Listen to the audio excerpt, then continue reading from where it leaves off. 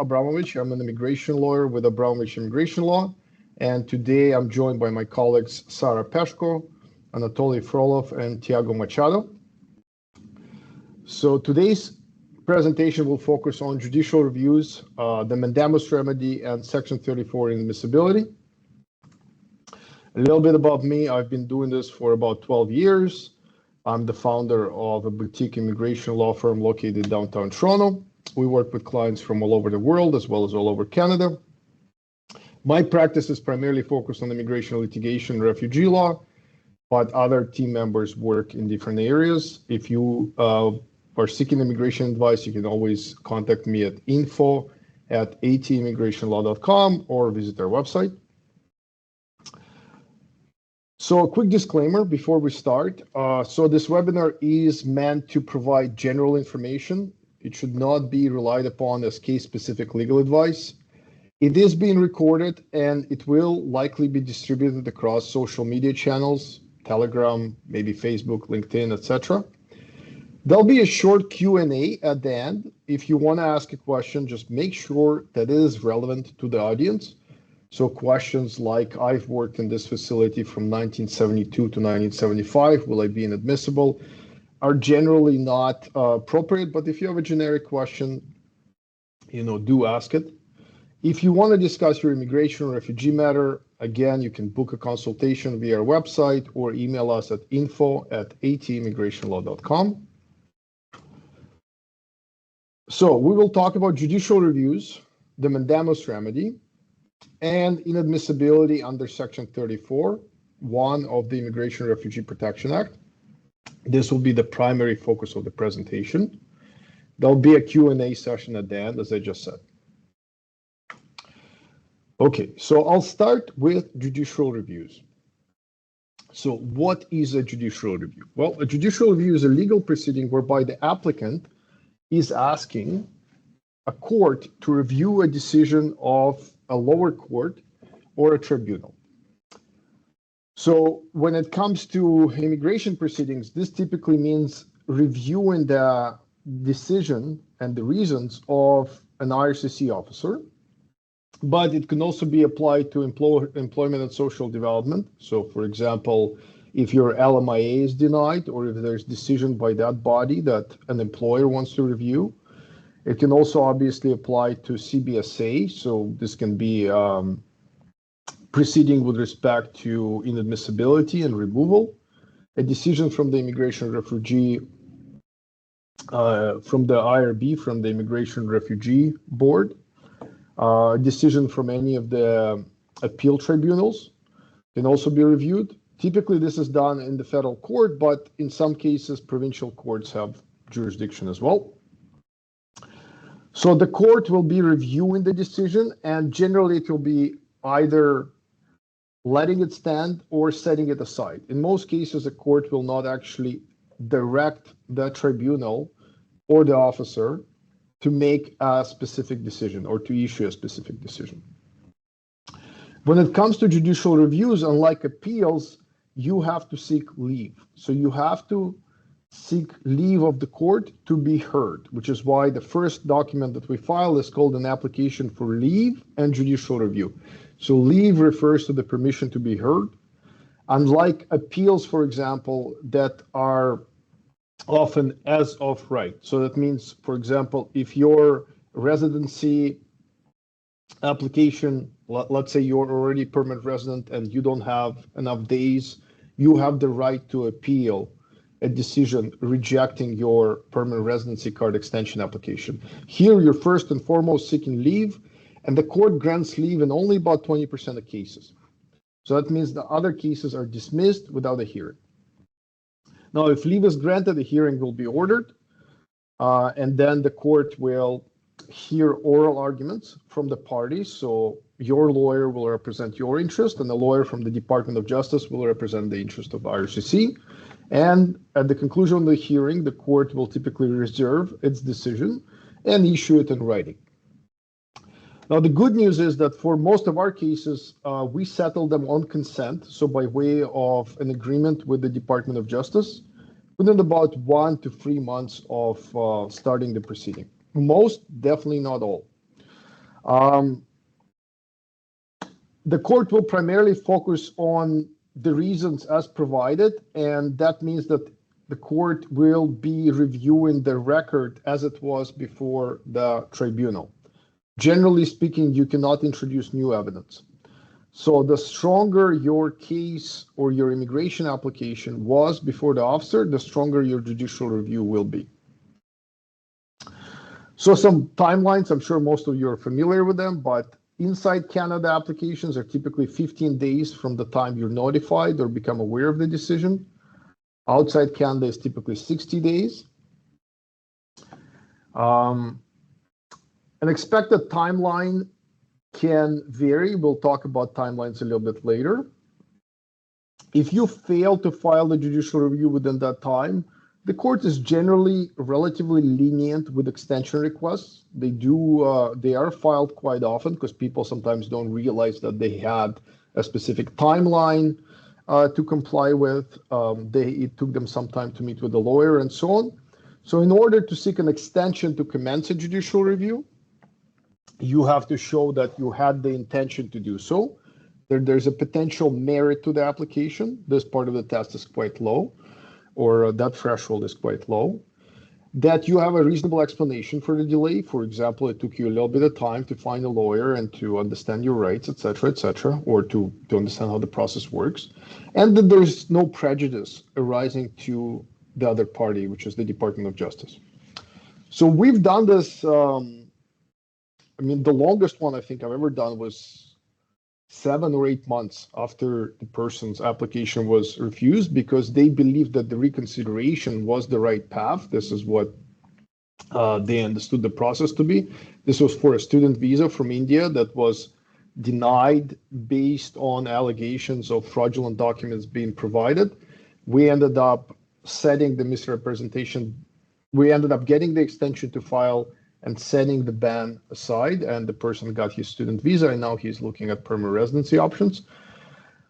Okay, so the general process for judicial review, you will file an application for leave and judicial review with the court. In that application, you have to indicate whether you have the reasons from the tribunal or whether you don't have reasons. Reasons are typically contained in the GCMS system. So if your application is rejected, you'll typically get a letter saying that your application has been denied and providing some grounds, but typically there are no reasons. Those reasons are in the GCMS notes. So if you don't have reasons, you'll tell the court that you don't have them, and the court will direct the tribunal to provide the reasons to the parties. You'll get the reasons, and then in some cases, we are really not able to assess the merits of the case until we get those reasons. So we review the reasons, and we determine whether it makes sense to proceed. Sometimes it makes sense to file a reconsideration request. Sometimes it makes sense to just reapply. Within 30 days of getting the reasons, though, you have to perfect the matter. And by perfecting, we mean filing the applicant's record, which will contain the legal submissions, the evidence, your declaration, and so on, which will ultimately enable the judge to understand the merits of the case and to first and foremost decide leave, and then obviously if the case proceeds to actually render a decision on the actual application. So 30 days from the receipt of the reasons.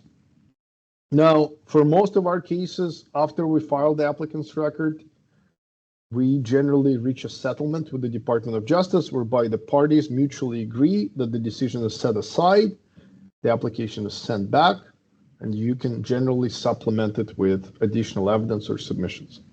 If the case does not settle, then the respondent's memorandum of argument will be due 30 days after the applicant's record, and then you will have a right to a reply, which is a document addressing arguments made by the respondent that are not directly addressed in your memorandum of argument. You have to do that within 10 days, and then the file will go to the leave judge. And right now, as things stand, it can take 8 to 9 months to learn whether your case is going to be heard by the court or not. If leave is granted, a hearing is scheduled, and you can file further affidavits, you can cross-examine the other party on its affidavit. You can file further memorandum of argument. You will then have a hearing, and then typically in a few weeks, the court will render a decision. That's the basic judicial review process. The court provides this useful map on its website, so you can refer to the map of all the relevant steps, but it's not as complex as this map makes it out to be. So when the court is reviewing or looking at the reasons, it can apply two standards of review. The standard of correctness will be applied to issues of procedural fairness as well as issues of pure law. And the standard of reasonableness will be applied to questions of fact and law.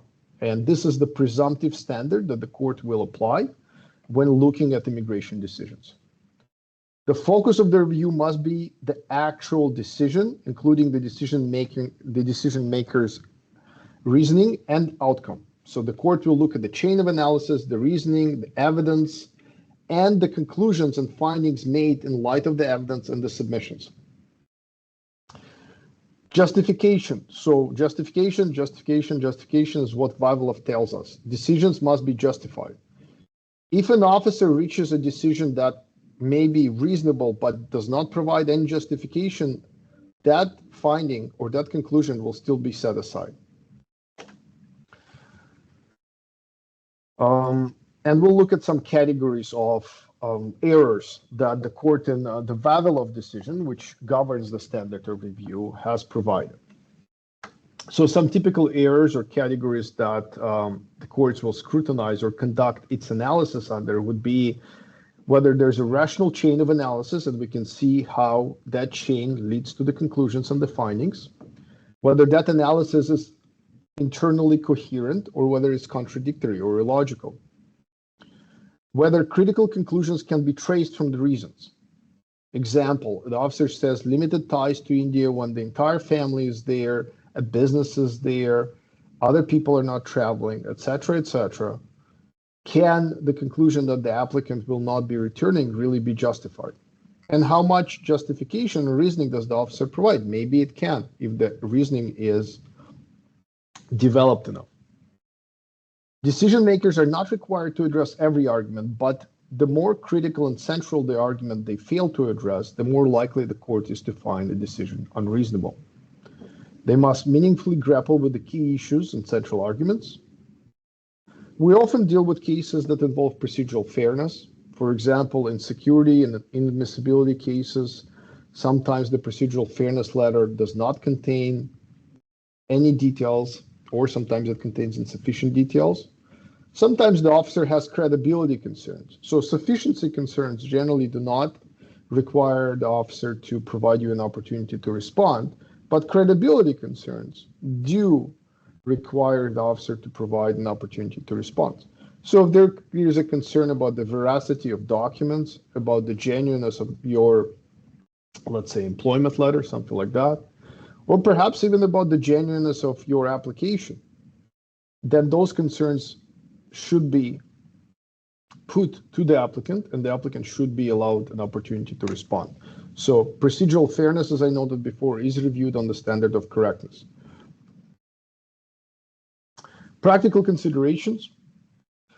So the judicial review will be based on the record before the tribunal or the immigration officer. So the stronger the initial application, the better your chances are at overturning the decision.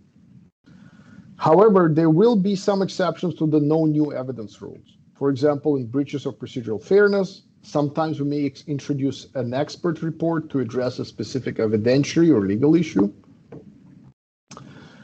We generally consider what type of application was submitted. Was it a TRV, and should you just reapply? If it's a PR application and you cannot reapply, obviously it militates more towards pursuing a judicial review. How strong was the application? As I know, that evidence submissions.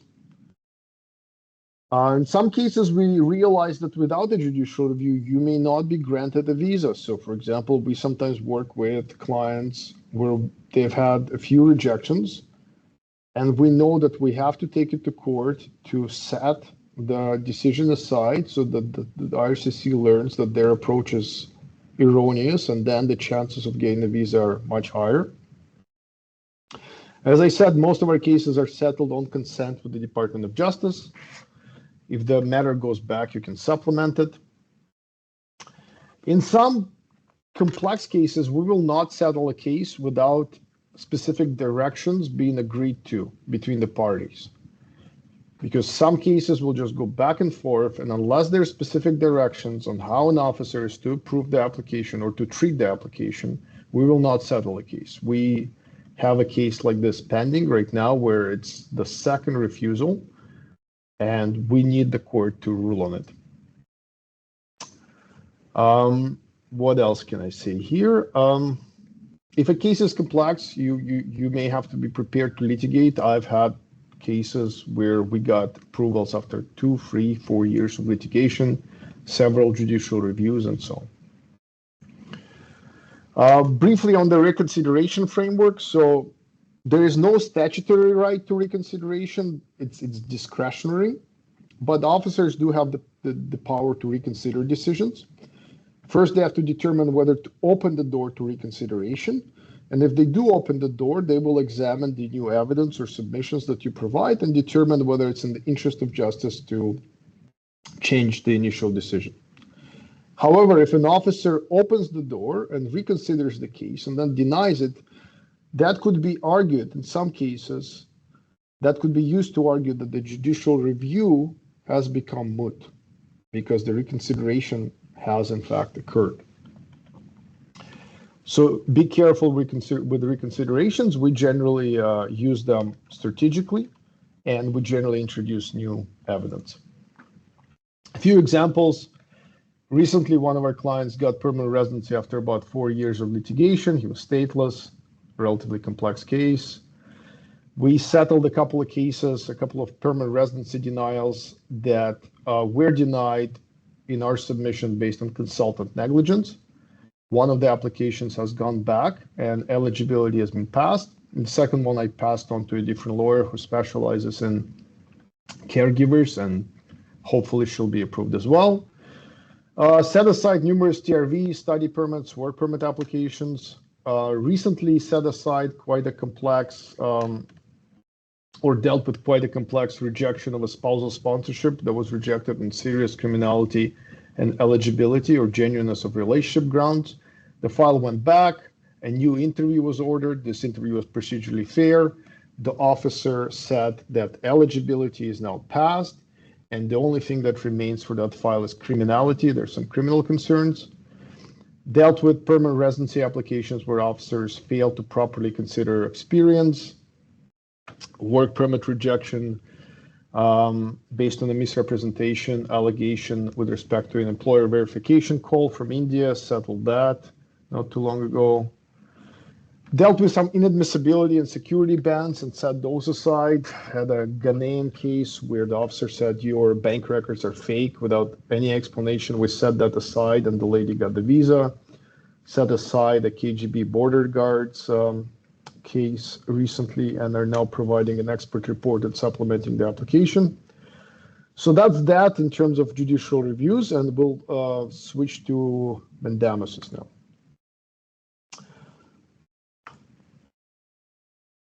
So what is a mandamus? A mandamus is a particular type of order that you're seeking in the course of a judicial review. That's all that is. A mandamus proceeding is still a judicial review. Regular judicial review focuses on setting aside the decision and sending the case back. In the mandamus proceedings, you're asking the court to direct IRCC to issue a decision. That's the typical mandamus. You can also ask IRCC or another agency to stop doing something. For example, in some cases, the CBSA may be brought in as a party, and the applicant may seek the conclusion of an investigation that is into security. That sometimes happens when CBSA goes on and on and on and makes somebody's life hell. Typically, it happens here when the person is in Canada. Sometimes it happens in the course of refugee proceedings. This would not apply to a normal PR application. Mandamus in Latin means we command. And those are the basics. The legal test for a mandamus is set out in a number of cases, including Apotex. There must be a public duty to act. The duty must be owed to the applicant. The applicant has to have a clear right to the performance of the duty, because if there's no clear right, how can the court order that something be done? The applicant has to satisfy all of the conditions precedent given rise to the duty. So for example, if you submitted an incomplete application and you continuously fail to provide IRCC with certain records, then you have no right to the performance of the duty. You must also ask for a prior performance of that duty. Typically, this is just done by way of a web form. Please process my application. I'm anxious, I'm stressed, it's been a long time, etc. Sometimes this is referred to as a demand letter. We generally don't do demand letters because they're, in my view, mostly a waste of time, but sometimes we'll strategically utilize them. IRCC has to fail to comply with their duty in a reasonable time. You cannot have another adequate remedy, which in immigration there isn't. There has to have a practical effect. Obviously, if your PR is approved, there's a practical effect. The same goes for TRV, student visa, etc. There is no equitable bar. This is a complex legal topic that I won't get into. And lastly, and most importantly, sometimes the balance of convenience. And we'll discuss this part of the test. It basically refers to who will be affected more. You, if the court, having found the rest of the factors to be met, refuses to issue a mandamus in your favor, or IRCC, if they are directed to issue a decision. Okay, what constitutes unreasonable delay? So this question has been addressed in the Conall decision, and the test is uniformly applied by federal court judges. So the question with respect to unreasonableness of delay is considered based on three factors. Whether the delay is longer than the nature of the process requires prima facie. This is typically an important question. Whether you are responsible for a delay, so sometimes we deal with cases where the applicant has made some mistakes. We take responsibility and explain, yes, he is responsible for 2 months of the delay, but the other 20 months still need to be justified. And whether the authority responsible for delay has provided a satisfactory justification. Typically the key question. And typically IRCC will simply say, oh, security is still outstanding, security is important, et cetera, and the court has unequivocally said, in the absence of any specifics regarding this particular case and why security is still outstanding, a blanket reliance on security is not satisfactory.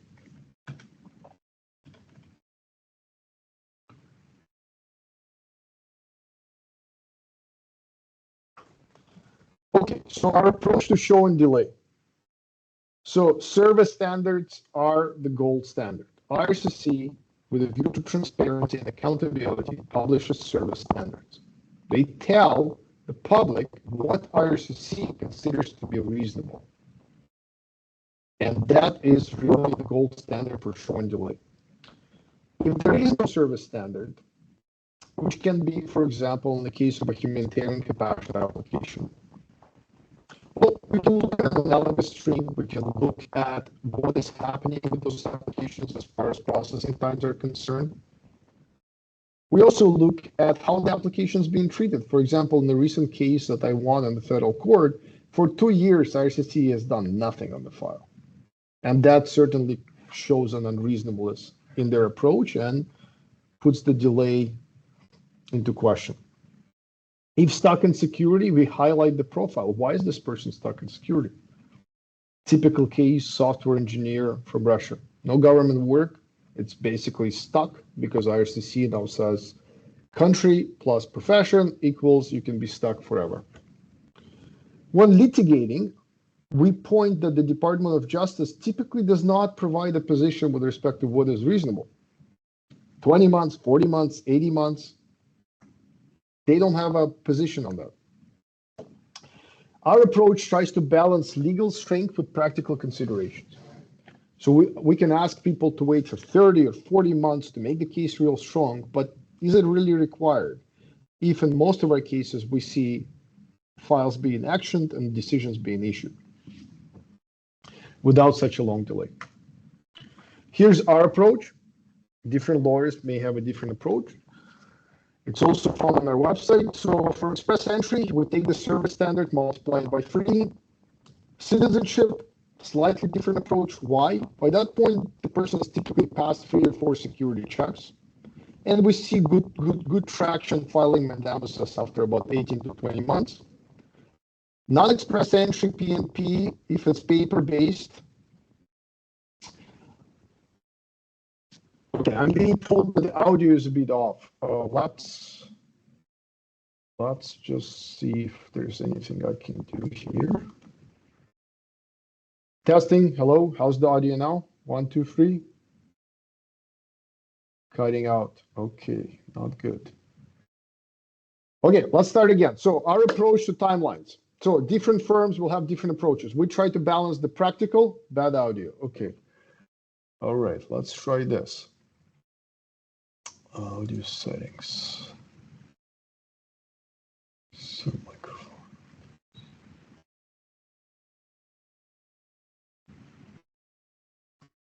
Testing, is this better? Is this better?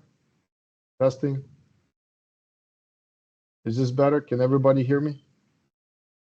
Yes? Sarah? Yep, it's better now. Yes? Okay.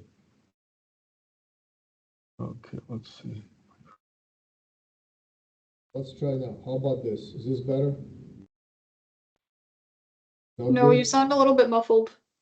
So muffled. Testing, testing, testing.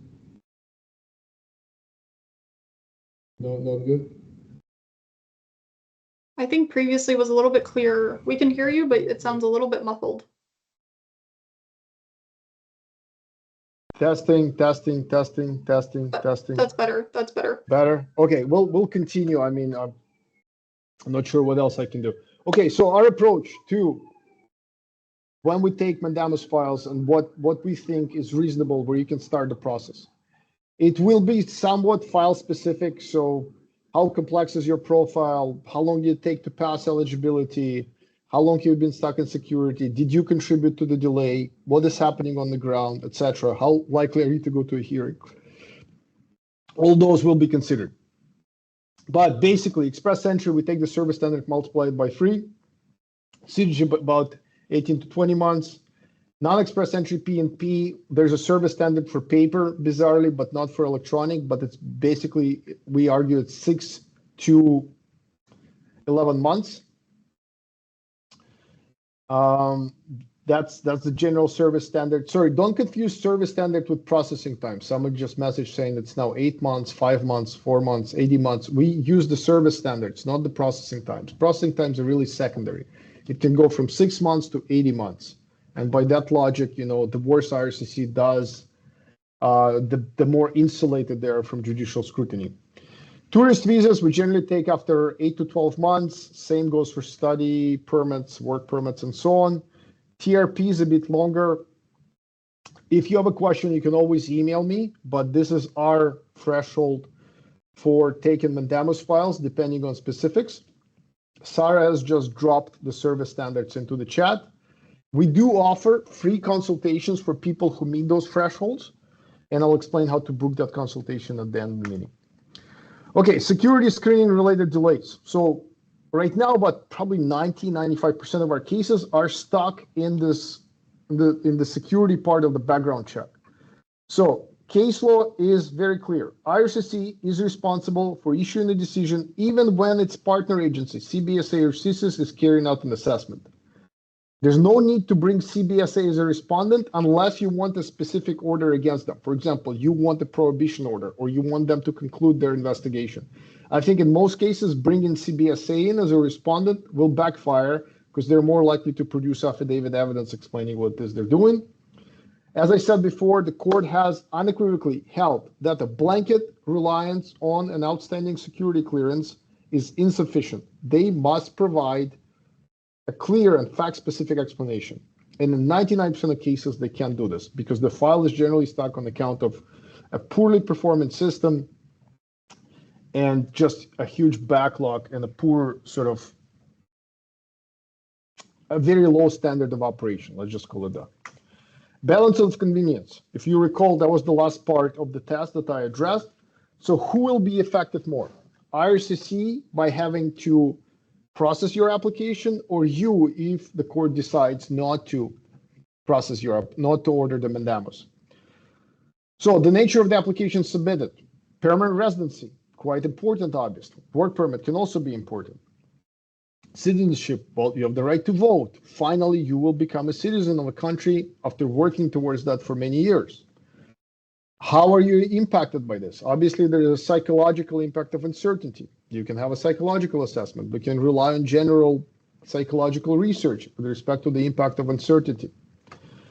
New medical, expenses. Typically, people have to go for new medicals. Currency devaluation, inability to secure a mortgage, purchase a home, inability to start looking for a job, registering children for school, children having to pay international fees. Some people have escaped war, or they've escaped oppressive regimes. They have to extend visas in other countries. Sometimes an employer is involved. He's waiting for years for you to come. So there's obvious urgency. If the offer of employment is withdrawn, you will use your work permit application, your PR. Generally speaking, the balance of convenience favors the applicant. Some basic statistics. So we've handled more than 1,000 mandamus files. Initially, we were doing files that were not stuck in security, and there, the first step of the process can be quite effective. However, when the file is stuck in security, security is handled by partner agencies, CSIS and CBSA, and mandamus is not a perfect remedy, but it is far better than waiting forever, potentially. On average, right now, we're probably seeing 2 to 4 months, 2.5 to 5 months, after filing the mandamus and getting a decision, but much will depend on the specifics of the file. In light, for example, of recent events in Israel, those who served in the Israeli army may be stuck much longer. In light of the geopolitical situation, the same may apply to Chinese students who have a STEM background. Those type of applications may go into security, may be stuck in security for a very, very, very long time and may go to a hearing. We've seen some cases from Syria also get stuck for a very long time, and those checks are quite complicated. But on the whole, most of our files are done in about 2 to 4 to 2.5 to 5 months. Only about 20% of our files, and of course it depends on sort of the specific period, make it to the leave stage. And there, about 75% get a leave order, or what used to be the case, a production order. And the rest, unfortunately, get dismissed because even with great arguments, you may not get a hearing because judges are not, unfortunately, obligated to provide reasons. Litigation can be unpredictable. But if your case is dismissed in the federal court, that has no impact on your actual PR or work permit or whatever applications, those are in parallel. So we're about 75-25, I would say. The average leave rate is about 20% for leave being granted. We had 5 hearings. Less than 1% of cases make it to a hearing. We try to balance practical consideration and legal strengths. Mandamus is not a perfect remedy.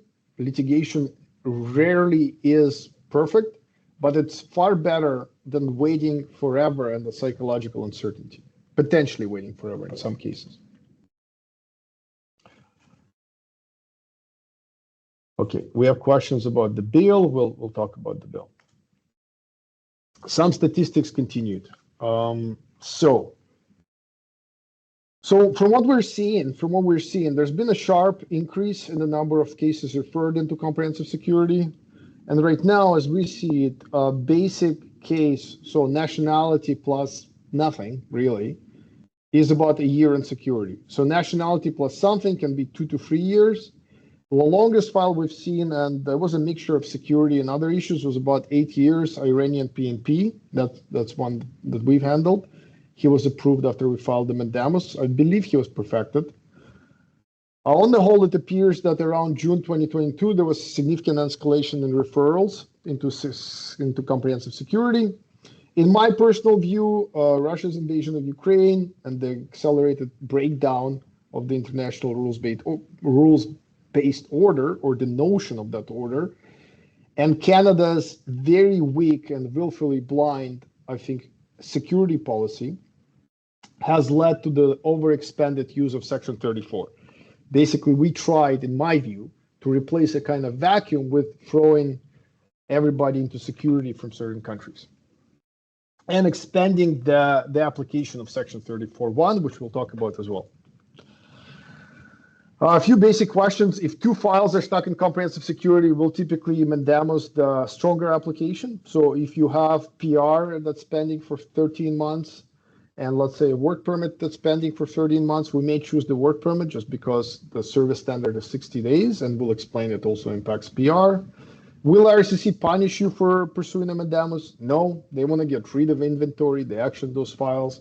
They definitely don't want them going to the leave stage and to hearings. We routinely hear from the Department of Justice, your client got approved, please discontinue. We routinely settle cases before hearings, which again shows that they don't want those going to hearings. Costs, typical question. Will RCC compensate me for the delay? Will it compensate the mandamus and legal costs? So as far as suing RCC is generally protected by this sort of public service exemption. You may sue them and you may seek damages in some cases. We are not going to discuss that today. As far as costs, lawyer costs, unfortunately, the judicial review framework is a no-cost framework. So to get costs, unlike in normal legal proceedings where costs follow the winner, basically, or the winner gets costs or gets the right to argue costs, RCC and mandamus proceedings are typically no cost. We've gotten some small cost awards here and there. Recently, a colleague of mine, Maureen Silkov, got $15K on a complicated Afghan case. I'm not sure how much time she actually spent, presumably a lot more than $15K, but it was something. Generally, you have to show bad faith, extraordinary delay, malice, etc. In practice, this can depend on the judge. We'll address some basic questions, but if, let's say sometimes we get those questions, if I was stuck in comprehensive security at the, let's say, work permit stage, will I again be stuck at PR? Depends. Generally speaking, no, if it's a short time frame, but RCC has the discretion to send you in. The benefit there is that a lot of the analysis has already been done by CSIS and CBSA, and their recommendations do have, recommendations in the reports do have a validity date, but that doesn't mean that you will not be sent back again. Maximum duration for a mandamus, somebody asked in the question, well, there's no really such thing as a maximum duration. You can get it to a hearing. We've had 5 hearings, so that person has waited, even with a mandamus, for about 12 months. We assess each case individually to determine whether it makes sense to proceed with a mandamus, whether, the chances of you getting to a hearing are high or low. If the chances of you getting to a hearing are high, then sometimes we recommend to wait more because we really want that pressure of leave being granted, a hearing being ordered to be applied on RCC. Again, if you have questions, if you want to discuss your case, if you meet the basic threshold, which I've set out, you can email me and we can set up a free consultation. The email is info@atimmigrationlaw.com. We do, and I think this probably makes us different than some other firms, we do conduct a free, brief, individualized assessment of your background. So we ask for a CV and resume before the call. This is generally far more, well, not far more, but it is generally quite important. A lot of times people just send me the application timeline, but the background is quite important. Sometimes we do paid assessments to better understand potential Section 34 and sometimes Section 35 issues and to be prepared. We know that IRCC will sometimes interpret Section 34 unreasonably, and if the person understands that, they want to proceed with a mandamus, they want to fight back, we'll do that for them. As I said, we try to balance practical considerations with legal strength. Okay, so now on to Section 34.1.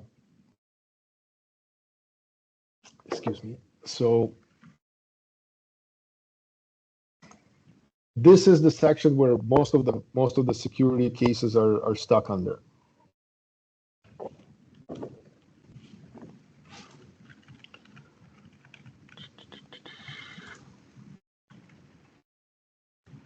Okay, so section 34.1, by this point, everybody should be familiar with this section.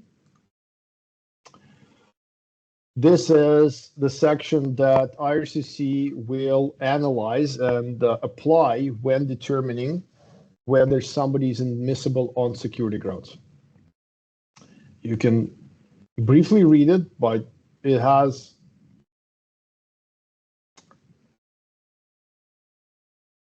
a few sections, and we'll start with A, whether the foreign national or permanent resident has or is engaged in an act of espionage against Canada or that is contrary to Canada's interest. That's one. B, engaging or instigating the subversion by force of any government. Quite important, any government. Quite a problematic provision in my view. We'll discuss it later. B1, engaging in an act of subversion against a democratic government, institution, or process as they're understood in Canada. C, engaging in terrorism. D, being a danger to the security of Canada, another potentially problematic and very, very broad provision.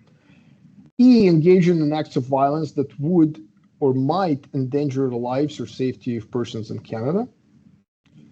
And F, and this is the most problematic provision, this is essentially guilt by association, being a member of an organization that the reasonable grounds to believe engages, has engaged, or will engage in acts referred to in paragraphs A, B, B1, and C.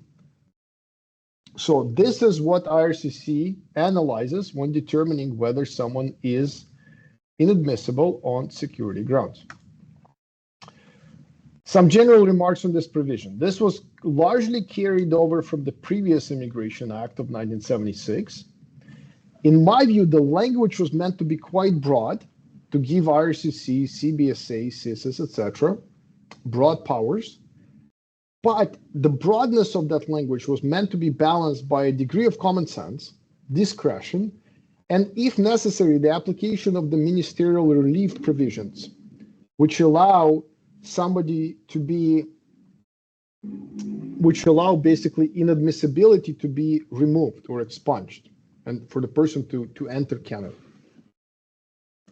However, the ministerial relief mechanism, which was meant to balance this broad act, is completely broken. That mechanism no longer works. And in some of our cases, we make arguments with respect to the impact of the ban being forever and permanent because ministerial relief is broken, and that necessitating a higher threshold for inadmissibility and it necessitating a higher threshold in terms of reasons, given that once you're banned, realistically, you may have a TRP and nothing else. And as I noted before, I think the application to Section 34.1 has become overly expensive in light of other issues that the previous government has had. The standard of proof. So for you to be found inadmissible, there have to be reasonable grounds to believe that the individual concerned has engaged or will engage in the kinds of activities enumerated in the provision. In Mugesera, the Supreme Court found that reasonable ground standards requires more than suspicion, but less than the civil standard of balance of probabilities. Reasonable grounds will exist where there is an objective basis for the belief, which is based on compelling and credible information. In Moiseev, the federal court observed that reasonable grounds to believe standard requires a bona fide belief that the alleged events took place based on credible evidence. So credible evidence is important. Okay, A, espionage. Engaging in an act of espionage that is against Canada or it is contrary to Canada's interest. So there are two divergent approaches now.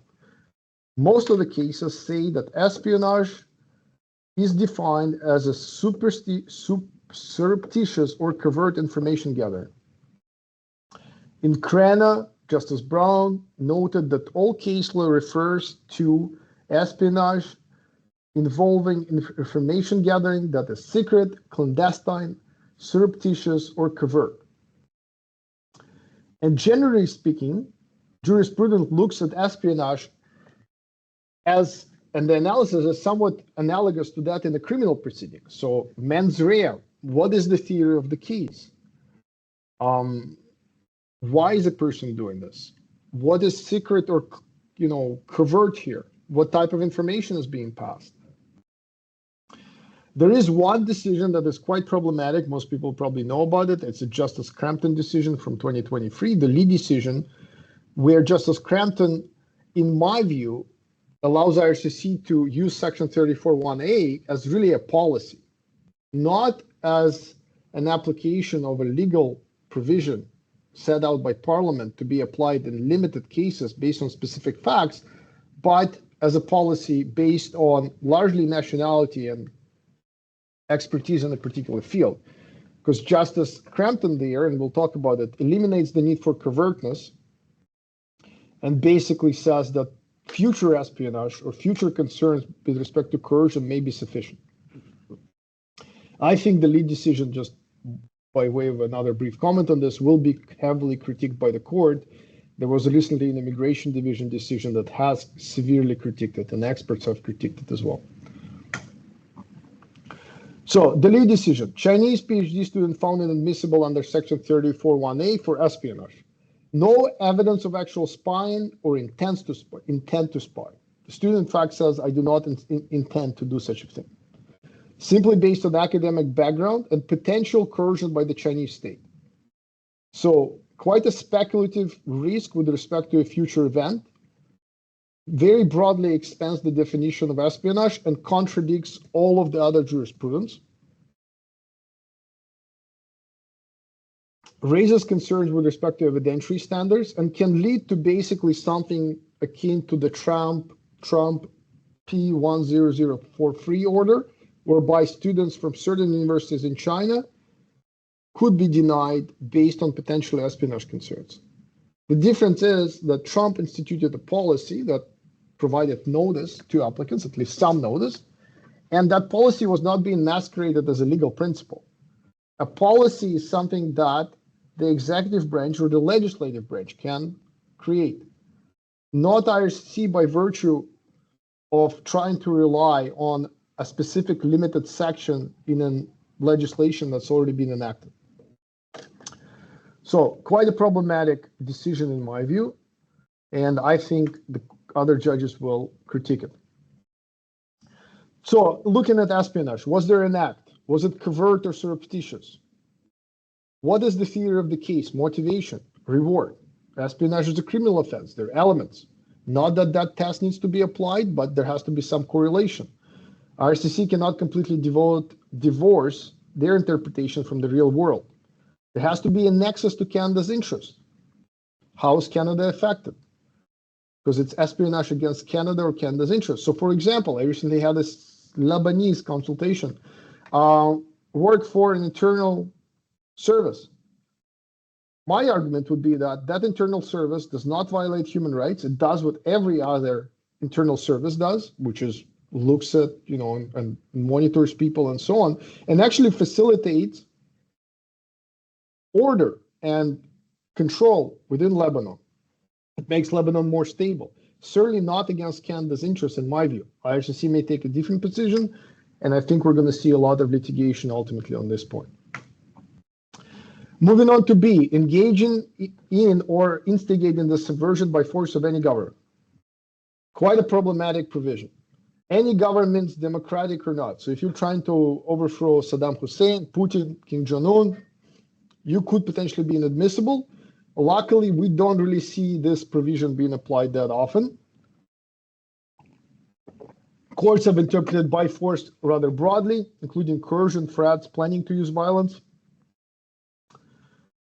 Does not necessarily need to use illicit or improper means. May be done by way of a bloodless coup. Can unfortunately be applied even if you're fighting against oppressive regimes. Again, in my view, this provision is not applied that often, and we won't really spend a lot of time on it. B1, engaging in an act of subversion against a democratic government, institution, or process as they're understood in Canada. So it targets the subversion of democratic governments, institutions, or processes. In Mayor Ramirez, the court stipulated the essential elements of subversion as follows. Subversion connotes accomplishing change by illicit means or for an improper purpose. Subversion requires two elements, clandestine or deceptive, the clandestine or deceptive element, and an element undermining from within. That's what subversion is. You subvert from within. Subversion is different from a simple act of war. Fundraising may qualify. A democratic institution can be interpreted broadly. For example, in Q, the case dealt with the subversion and manipulation of a student association, if I remember correctly. Flawed democracies can still sometimes be subjected to this provision. And this provision will generally be interpreted through 34.1f, association, or being a member of an organization. Terrorism, I will not get into this in a great deal. There's obviously this is a criminal offense. There's a decent amount of case law on this, but we rarely deal with terrorism. It's not something that I'll spend a lot on this application, on this presentation. Being a danger to the security of Canada, quite a broad provision. So unlike other provisions, this can be triggered based on expertise or contribution. And it allows one to be banned without proof of criminal conduct. Quite often we see this applied in dual use cases where Canada has an adversarial problematic relationship with that country, or there's a temporal element to that. So for example, somebody who is working at a dual use facility, in the Soviet era that produces, let's say, household appliances, but also rockets, and those rockets could be used for interballistic, let's say, interballistic missiles.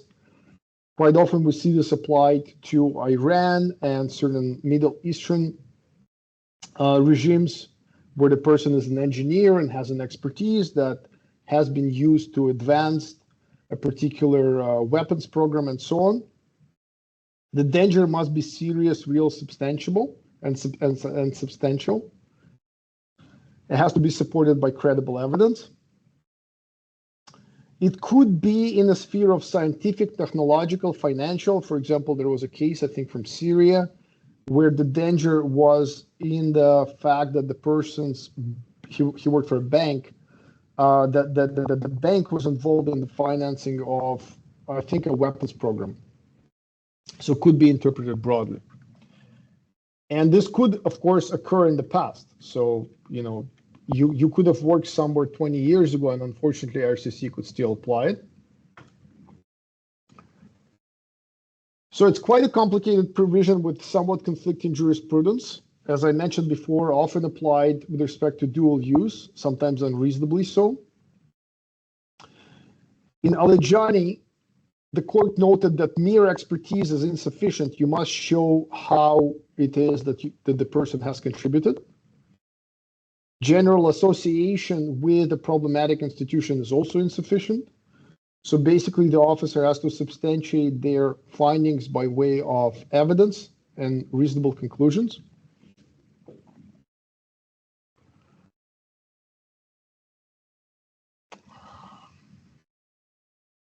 Yeah, there are some cases that are based on association, but in my view, the majority of jurisprudence critiques an association-based approach. There has to be contribution, and the courts disagree on the materiality of that contribution.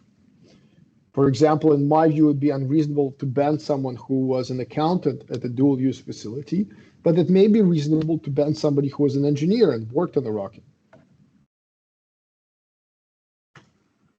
Okay, some examples. So dual use, huge Soviet era facilities, what I refer to as blenders and rockets. Rocket forces of the Soviet Union, again, why? Because the rocket forces could be used to attack the West and so on. We argue that you have to look at the specific temporal component. If this was in 1989, the Soviet Union was far more concerned with survival than with bombing anybody. Particularly problematic if this is mandatory military service, because the person has no choice as to where to serve. Syrian bank official sponsoring regime's research into weapons, Iranian Pakistani dual use cases, nuclear and other tech. Findings of admissibility solely based on position of expertise are generally not reasonable. If an entity where the person's work is sanctioned, that is not in of itself insufficient or sufficient, excuse me. And now we proceed to 34.1f, which in my view is the most sort of dangerous and problematic provision. Being a member of an organization that there are reasonable grounds to believe engages, has engaged, or will engage, and the acts refer to an A, B, B1, or C. And let's just remember the actual acts. So everybody remembers what we're talking about. A is espionage. B, instigating or the subversion, engaging or instigating in the subversion of force by force of any government. B1, democratic government institution or process. C, terrorism.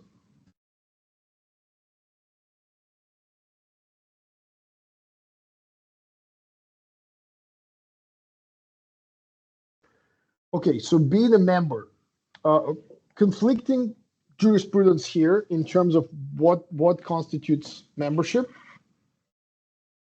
In my view, what this provision meant to capture was organization with a strong ideological component or an objective. Something like the Palestinian Liberation Army, PLA, or Hamas, or some other organization that wasn't necessarily always bent on terror or something like that, but there was a specific point to the creation of the organization. They were fighting for liberation. There was a political component. There was some sort of an ideological component and so on. In my view, this is really what this provision was meant to capture, which is why it refers to A, B, B1, or C. But now, unfortunately, what we're seeing sometimes is the idea of regular employment for a commercial entity somehow constituted membership in an organization. So in the example that I give here, Microsoft versus Hamas versus OpenAI versus, let's say, some US telecom provider, they're different organizations. Microsoft's operational goals or goals in general are to maximize shareholder value, which is what they're supposed to do as a publicly listed corporation, grow their revenue, grow their profit, crush their competitors, and so on. Hamas has very different objectives. And this is when you analyze organization, that's important. In my view, regular employment for a commercial enterprise should not be interpreted as an organization. We're going to be litigating this with a few cases, or with some cases that are going right now through the court. So the courts have held, when discussing the types of organizations that I was referring to, is that there doesn't need to be a centralized structure. It could be sort of loose. But again, we're not talking about commercial enterprises. There doesn't need to be a formal membership, courts have said, so you don't need to have a Communist Party card, so to speak, if you belong to some informal organization in Yemen or Syria or wherever else. And they will look into other factors to determine whether there is an organization and whether you belong. Now, the key case for definition of membership, in my view, and I think it's inarguable, is the B074 decision, which sets out the test for membership as follows: the nature of the person's involvement in the organization, the length of time involved, and the degree of the person's commitment to the organization's goals and objectives. Again, in my view, this test presupposes a specific type of organization.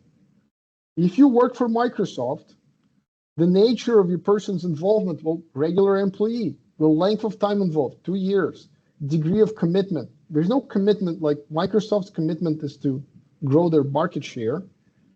maximize profits, maximize shareholder value, and so on. So in my view, even the way this test is set out points to us dealing with specific types of organizations that are not commercial in nature.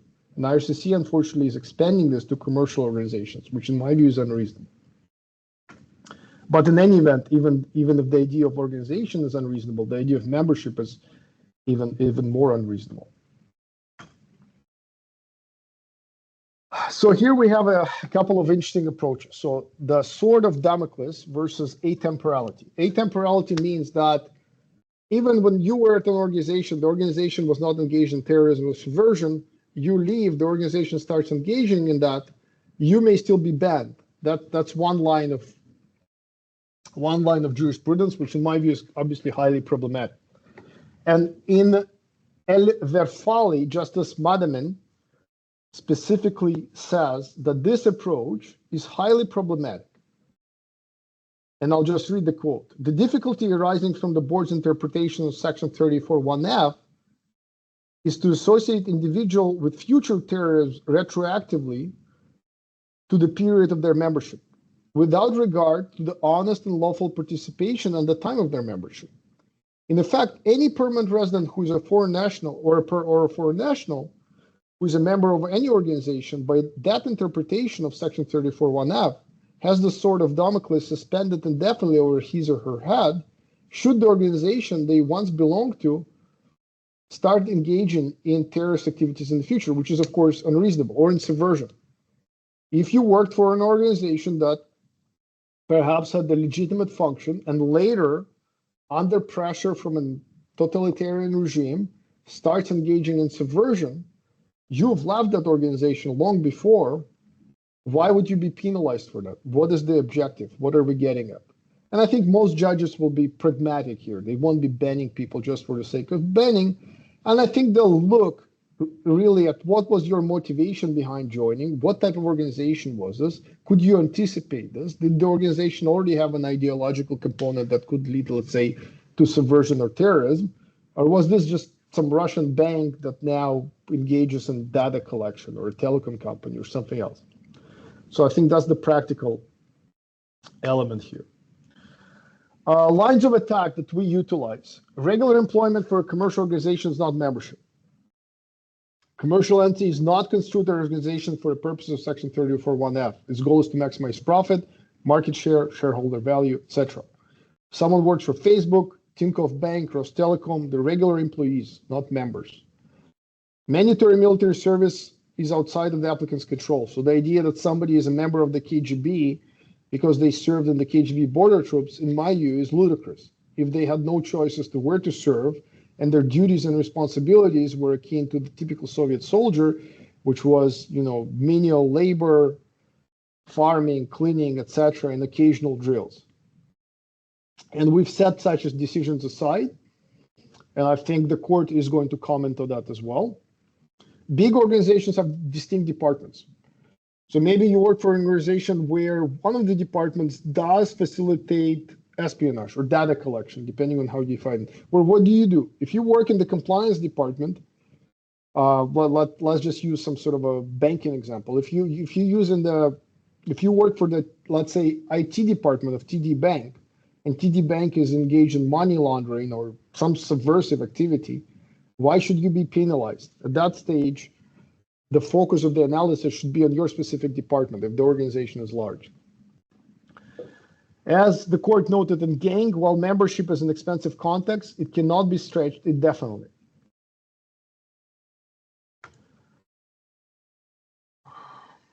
Some brief, examples of what we see. A person serves in the military of a particular country, KGB border troops, FSB troops, possibly IRGC, Iranian Revolutionary Guard, and that is somehow construed as membership in an organization that engaged in A or B or B1. We see those cases, they're problematic. The IRGC stuff is being litigated by, I think, a few Iranian lawyers. We'll see what the court does. They're also trying to change the approach to force IRCC to interview individuals, which would be important to determine whether there's true alignment and membership. Work for a sanctioned company doesn't necessarily mean anything, the analysis still has to happen. And I think we're going to open it up to questions. I'm just going to take a 4 or 5 minute break here. So I'll shut down my camera and then we'll continue with the Q&A. Sarah, Thiago, Anatoly, if you want to maybe review some of the questions. So we'll just continue in 5 minutes.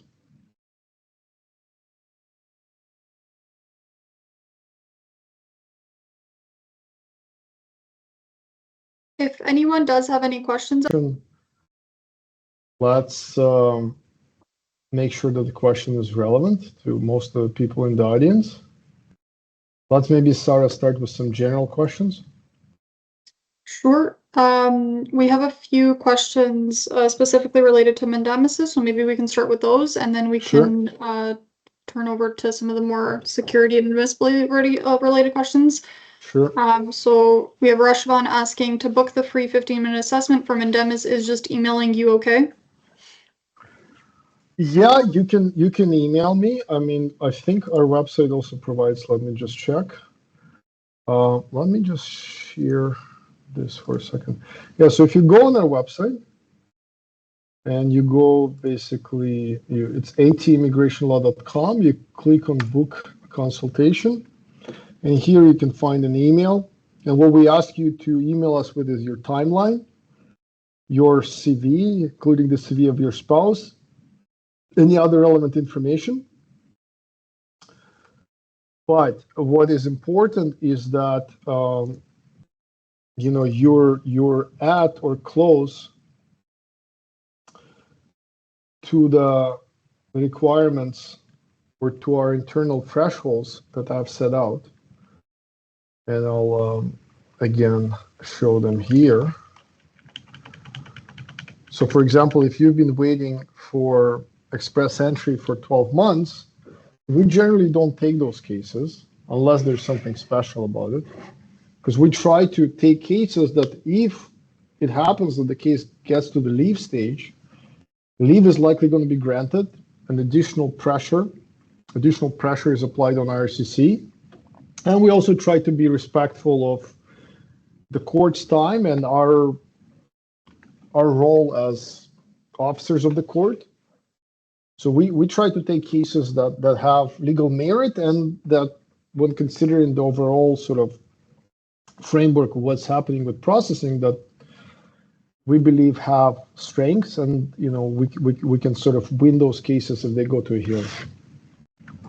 But yes, to answer your question, you can send me an email. I would just keep the last slide up, Lev, because the next two questions build off of that in terms of the timelines.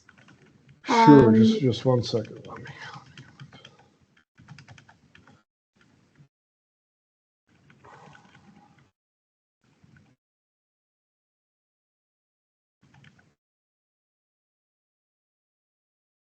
Yeah, just remember, those are our thresholds. Other lawyers may have different thresholds.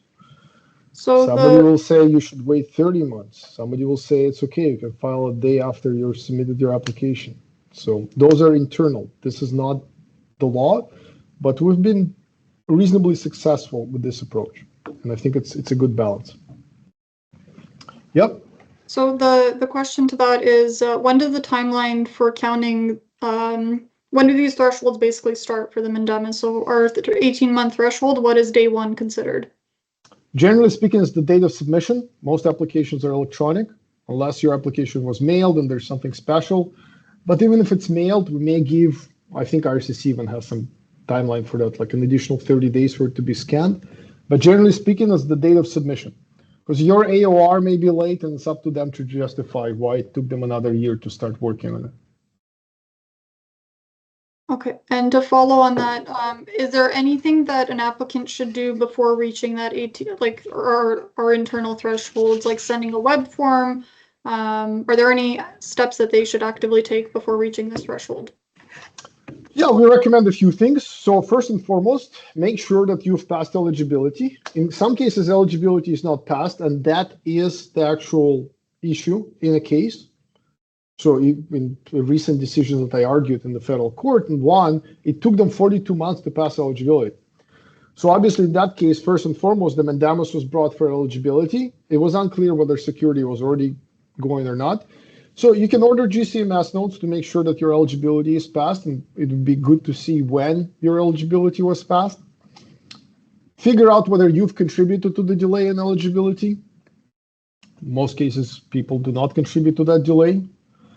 You should send a web form asking for a decision to be issued. People say, do I need to hire a lawyer for that? We generally don't do demand letters because we find them to be a waste of time and money. You can do this yourself and be just as effective. You can write a straightforward and open letter explaining the impact on you and asking for a decision. That's as complex as it is in most cases. In some cases where there's something special or strategic, or maybe a policy needs to be applied, or there's some discretion, of course, a demand letter may be utilized. So to sum up, it's good to understand when you pass eligibility, when security was started, whether you've contributed to the delay at any point, whether in security or eligibility. And that's basically it. Okay. For those that are seeking a consultation for Mandamus, would you find it helpful to also upload GCMS notes in addition to the CV? Oh, it's a free 15-minute consultation. I spent about 10 minutes before the consultation reviewing it. And, in general, GCMS notes are not that material to me. You will know everything you need to know, and you can upload them. But in most cases, I'll focus on your profile, your CV, to try to understand potential, reasons for the delay, try to project how long it could take, etc. So to sum up, you can upload it, but in most cases, I just care about the questions that I've raised. Okay. Do you notice are there any noticeable differences between files that make it to a Mandamus hearing and those that are resolved before the hearing stage? Sometimes it's a little hard to predict, but yeah, sometimes the profiles are more complicated. So out of the 5 hearings that we've had, this was a discretionary application for one other relative. So the person had no other relatives. It was an HNC application. It was processed in Accra, Ghana, which is top 3, I would say, worst visa offices in the world. So it could have taken forever. And it took 39 months, I think, for them, and eligibility was still not passed. A really low priority. So unfortunately made it to a hearing. Chinese student, those files were just being stuck, denied, delayed, etc. Spousal sponsorship with potential criminality and inadmissibility made it to a hearing. Who else did we have? Potentially complex Russian case made it to a hearing. And the last one, Saqib Javed. Weird case. It took IRCC 42 months to process eligibility. It's unclear how long security was pending. Generally, what we see is there's either some really bad negligence or the profile is more complex. So complex, for example, right now we have a case where the person, how long did they serve for? Over 20 years in the army, right, sir? Yep. And there's some potential concerns that IRCC may have with respect to human rights. So that case may make it to a hearing. Okay. If someone's application is stuck in the security screening phase, they're asking for general, what are the chances of this being completed before the 18-month mark? How many cases pass the 18th-month mark due to statistics, if we have any? You have to, what you can do, sir, is you can do an ATIP request for, how long on average does it take in security. I don't know, in my view, based on my review of the cases, takes about a year in security for a basic case. I don't have the statistics. As I see it, more and more cases are being sent to comprehensive security, but I don't have those statistics. And that's one of the reasons people file mandamuses. It could be another 3 months, 6 months, or 3 years. And that uncertainty is just devastating. And with a mandamus, even in the worst case scenario, for most people, you'll get to a hearing, but you generally don't get to hearing. So one of the benefits is you start introducing some accountability into the system. Oh yes, whether you live in Canada, outside of Canada, you can still be stuck in security. You're stuck in security not because there's something wrong with you in 99% of cases, because the system is broken. Once you make it there, there's no accountability. It's not first in, first out. It's generally a very low operational threshold, a low budget. They should be financed. They should be trained better and so on. So it's not you so much. It's the system that is broken. Okay, next. I see a few questions and comments here with people sharing their, personal circumstances and asking if a mandamus would be appropriate or when the right time would be. I encourage those attendees to book the consultation with Lev or send us an email. I don't know if this group setting isn't exactly the most appropriate avenue to address your specific circumstance and when or if a mandamus is appropriate. Sure, and I'll address how much do we charge and so on as well. Another comment that I think is important, in some cases, we recommend a paid consultation. If you want to discuss your case, it's a more complex case, book a paid consultation, we'll discuss your case. In some cases, I need to do an inadmissibility assessment to figure out the chances of a potential problem under Section 34(1)(f). And then if you realize that, okay, you may be inadmissible unreasonably, be prepared to fight, etc., etc. I cannot assess every single case in 15 to 30 minutes. I have a lot of experience, but sometimes we need to do an individualized assessment and charge for it. With respect to our fees, I'll just share a quick, do you take cases located in other provinces? Most of our clients are outside of the country. So yeah, we do take cases outside of other provinces. It's a federal court matter. Doesn't matter where you're located. Yeah, we take cases outside of Canada, of cases all over the world. Yes, so Israel, please. Yeah, we take cases from Israel. Okay, so let's just share the fees. So we charge $2,000 for the preparation and filing of the application for leave and federal and judicial review, and $3,000 for the second step if you get there. If you go step by step, we offer two options. And this step-by-step approach allows you potentially to benefit from filing the LGR and seeing if there's decision, or to pay in stages. But you have to wait for that Rule 9 no reasons letter, which we talked about during the judicial review presentation. If you pay for both right away, it's $4,500. So to sum up, it's generally between $2,000 and $5,000. If you pay for both right away, then you are paying $4,500, but generally it's between $2,000 and $5,000. I'll just reshare the presentation. Okay.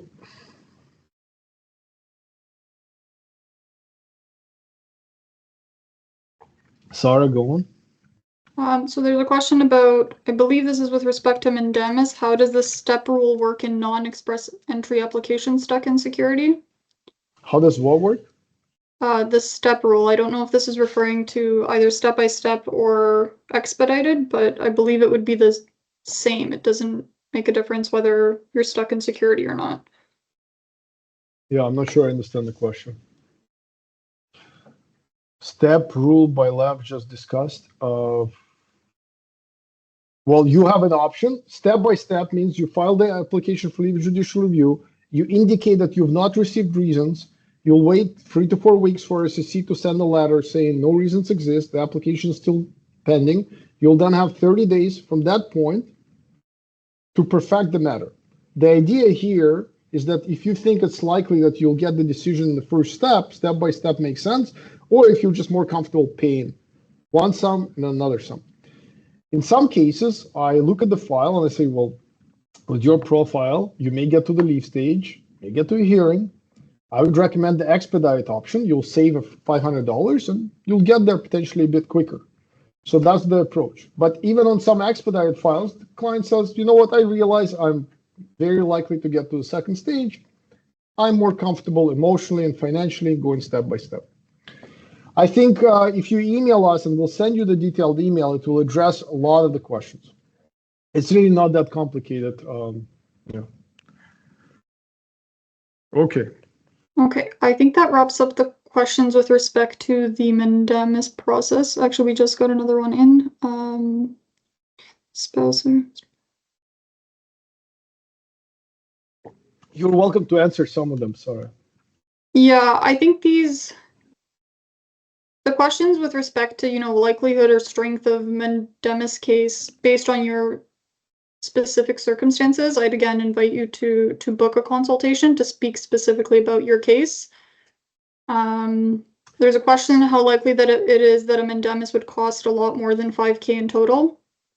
Well, it's really, if you just get to the leave stage, then you have to pay for the hearing, which is $3,500, which is heavily subsidized because we prepare a new memorandum, memorandum of law, new affidavit. The hearing prep is a day. So the real cost of a hearing in terms of time is 7 to 8 probably, but we try to keep our fees lower so that more people can benefit from the process. But the chances of getting to the leave stage, as I said, are about 20%. So the chances of you having to pay for the hearing is about, I would say, statistically 20%. But in most cases, it's quite unlikely. Okay. I believe that's it on the mandamus front. There is a question now generally about the new bill that's been announced, Bill C2. The question is quite general, just its effect on potential Israeli applicants as well as Russian and Ukrainian applicants. Well, we'll see how it plays out. I think there are a few provisions there. I think all of them are problematic.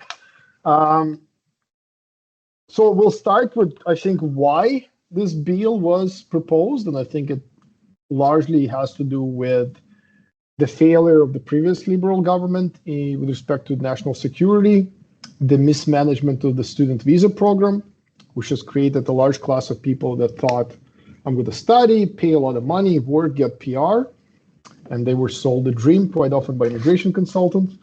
Now they don't want to leave, so they're filing fake refugee claims. They're filing empty extension applications. The other thing is we have a lot of people in the country who potentially will file humanitarian compassionate applications and so on. There's already a big, I think, backlog there. So I think what the bill will allow them to do is say all of these second extension applications that are filed with no merit, they're suspended or canceled. Under certain programs, the only one that comes to mind maybe is the super visa, but maybe they can do it for student visas for certain regions as well. We're no longer taking new applications because most applications are, of course, invitation-based to begin with. The suspension of processing possibly will apply to backlogs. I don't know how they're going to utilize that. I'm not accused. Right, so with respect to the bill, so I think a lot of it comes from mismanagement and lack of accountability, first and foremost. So some of the key provisions to cancel pending applications. I suspect they may do this if there's a huge backlog somewhere, maybe H&C, maybe TRP, maybe ministerial relief, who knows? I sort of doubt that they'll just say, oh, we're going to do what the previous conservative government did in 2012 or 13 or whatever it was, when they just canceled like 400,000 Chinese applications that were pending for 9 years. We're not at that stage. I think they may cancel certain classes of applications where they see there's no merit. I think they may suspend the intake of new applications, let's say for the humanitarian program, maybe some other program. They may pause processing of certain applications if they're concerned with maybe fraud. The refugee bar is very problematic because there are a lot of genuine refugees who don't know that they can seek refugee protection, and now they'll be excluded simply by virtue of entering Canada more than a year ago. So we will see how this plays out. We'll see how this plays out in terms of how the government will use it, but I think there are going to be legal challenges, including with respect to the retroactivity of those rules.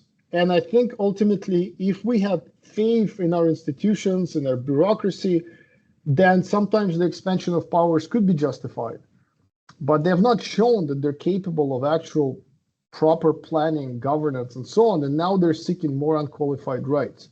So in my view, that's quite concerning. I'll just add on to that too, that the bill has just been introduced for the first reading, so it's very much in the early stages. It's going to go through numerous readings. There's going to be numerous stakeholders that will be involved in these discussions, likely amendments to the act or the proposal as you see it written now. So I think it is still quite early to predict what effect this will have. So I think we'll just have to keep an eye out on how it progresses through the readings. Exactly. We have somebody who says, I've been waiting for PR for 56 months. What are the chances of successful in mandamus? I've submitted 2 applications. Not sure if you failed twice at the mandamus, but I think if you don't have anything serious with respect to you contributing to the delay, and if you hire a good lawyer, the mandamus at the worst case scenario should get you to a hearing where a court will order IRCC to do its job. May I ask if husband and wife, both PR, husband will most probably get assessed abyss and bad prognosis? The inadmissibility of a family member renders you inadmissible. There's no point in submitting 2 separate PR applications, doesn't matter. Right, and that's the other consequence of Section 34(1) ban that I should mention. I would say that, not I would say, but you have to know that if you're inadmissible under Section 34(1), your family members, dependents, I should say, are also inadmissible. Somebody says, thank you for the positive decision on our PR. Thank you. We work with other provinces. Yes, absolutely. As far as the IRCC's approach to Israeli army, so far I've not seen any Section 34(1), 35, excuse me, PFLs with respect to human rights. In practice, what are the chances of negative outcome IT employees sanction bank? I'm not clairvoyant. I need your specific CV. Sanctions in and of itself don't really mean much. We've worked with sanction companies before. I don't think it's particularly, like, the sanctions in and of itself are not necessarily problematic. It depends on what section of the 34(1) will apply. Yeah, I think we've covered most of the general questions. The ones remaining are more case specific.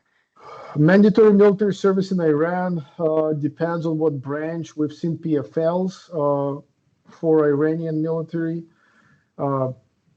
We really have to argue that it's not membership because you had no choice about where you would serve. So how could you possibly be considered a voluntary member?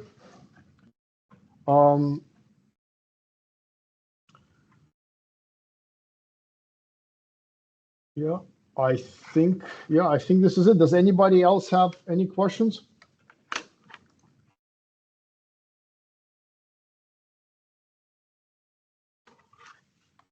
I guess not. Okay, well, I hope this was helpful. So again, if you have questions, book a consultation with me or another lawyer. This is just meant to be general information. Each specific case requires an individualized assessment.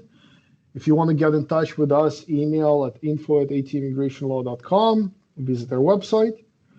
Otherwise, educate yourself, and we are here to help, and feel free to contact us and we can go from there.